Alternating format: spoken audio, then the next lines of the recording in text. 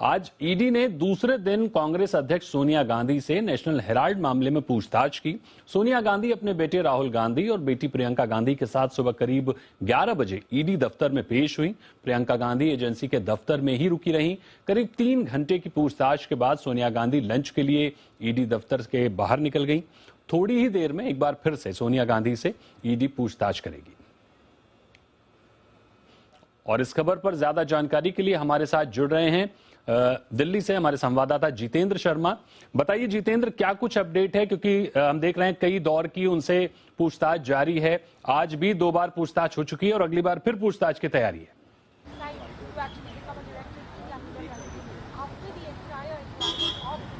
देखिए, सोनिया गांधी से पूछताछ हो रही है। आज सवेरे सोनिया गांधी ईडी के दफ्तर 11 बजे के आसपास पहुंची थी।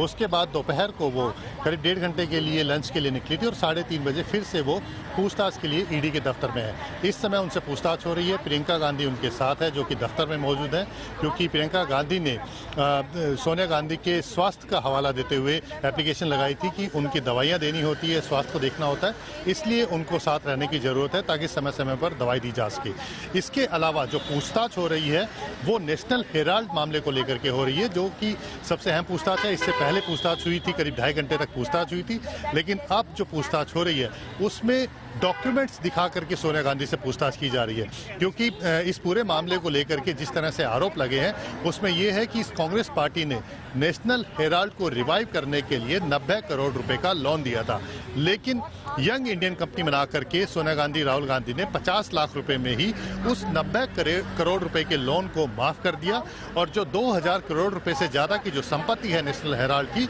उसे यंग इंडियन ने टेक ओवर कर लिया। अब इसमें जो सबसे अहम बात यह है वो ये कि 1997 से लेकर के 2017 तक सोनिया गांधी लगातार कांग्रेस की प्रेसिडेंट रही है, अध्यक्ष रही है।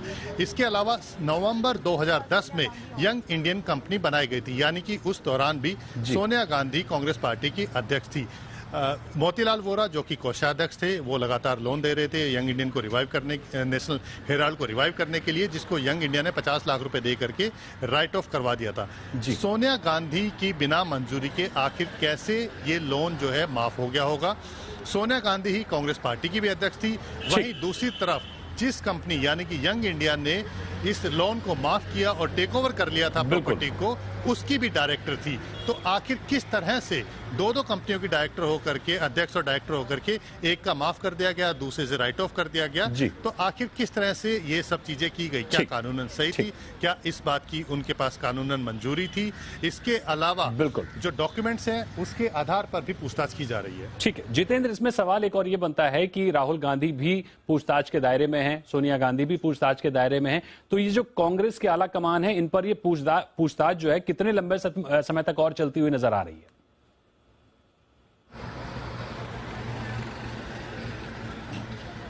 देखिए, राहुल गांधी से 5 बार ईडी पूछताछ कर चुकी है। सोनिया गांधी को आज 2 बार बुलाया गया है। इससे पहले इसी मामले को लेकर के अप्रैल महीने में ईडी ने कांग्रेस के जो 2 बड़े नेता हैं, मल्लिकार्जुन खड़गे और पवन बंसल, इन दोनों को भी पूछताछ के लिए बुलाया था। इन दोनों से करीब 2-2 बार पूछताछ ईडी ने की थी। नेशनल हेराल्ड मामले को लेकर के की थी और जो जरूरी दस्तावेज थे कांग्रेस पार्टी को लेकर के, और जो नेशनल हेराल्ड लोन को जो लोन दिया गया था कांग्रेस पार्टी की तरफ से, वो, इसके अलावा जो लोन माफ किया गया था उसको लेकर के वो पूछताछ के लिए बुलाया गया था। मोतीलाल वोरा, जो कि लंबे समय तक कोषाध्यक्ष रहे हैं, इसके अलावा ऑस्कर फर्नांडिस, जो कि यंग इंडियन कंपनी के जिन शेयर होल्डर थे, इसके अलावा पार्टी के बड़े नेता थे, उन दोनों की हालांकि मौत हो चुकी है, लेकिन कांग्रेस पार्टी के अंदर महत्वपूर्ण पद पर थे। उसके बाद जो जिम्मेवारी है वो मल्लिकार्जुन खड़गे पार्टी के अंदर और पवन बंसल को दी गई है।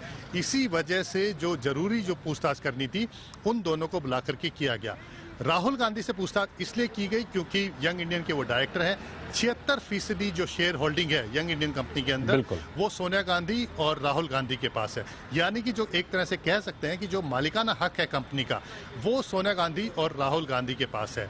कब यंग इंडियन कंपनी बनी थी, क्या उसकी जो मेंबरशिप थी, जो मीटिंग्स होती थी, उसके अंदर राहुल गांधी मौजूद रहते थे, सोनिया गांधी मौजूद रहते थे, किस तरह से उसके अंदर जो 1 करोड़ रुपए आए थे वो कहां से आए थे, कैसे दिए गए, 50 लाख रुपए कैसे देकर के राइट ऑफ किया गया, किस किस की मंजूरी? यानी मोटे तौर पर अगर हम देखें तो अभी भी कांग्रेस के जो आला कमान है उनकी मुश्किलें लगातार बढ़ती हुई नजर आ रही हैं। जिस तरह से लगातार सोनिया गांधी से पूछताछ हो रही है, इससे पहले राहुल गांधी से पूछताछ हो रही है, यानी अभी फिलहाल ये पूछताछ का दौर चलता हुआ नजर आ रहा है। बहुत बहुत शुक्रिया करेंगे आपका जितेंद्र, हमारे साथ जुड़ने के लिए और इस अहम खबर को विस्तार से बताने के लिए।